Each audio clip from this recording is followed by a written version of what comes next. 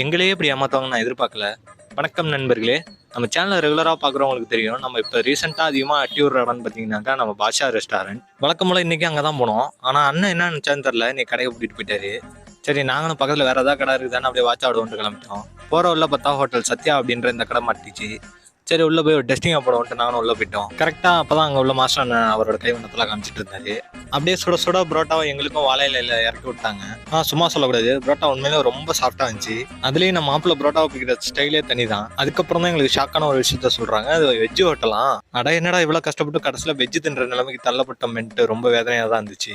சரி கடவுள் இன்னைக்கு நம்மளுக்கு அமைச்சு கொடுத்தது இந்த வெஜ் அப்படின்னு நானும் மனசை தேத்திக்கிட்டோம். அப்புறம் அங்கே வேலை பார்த்து அந்த அண்ணனே எங்கள் பரிதாபா மூஞ்ச பார்த்துட்டு, தம்பி உங்களுக்கு வேணா ஆம்லேட் போட்டு தரவா அப்படின்னு கேட்டாரு. நான் என்ன தயவு செஞ்சு கொடுங்க அப்படின்னு சொல்லி நானும் கேட்டு வாங்கிட்டோம். ஆனால் உண்மையிலேயே வெஜ் ஹோட்டலாகவே இருந்தாலும் நல்லா டேஸ்ட்டு செம்மையாக இருந்துச்சு.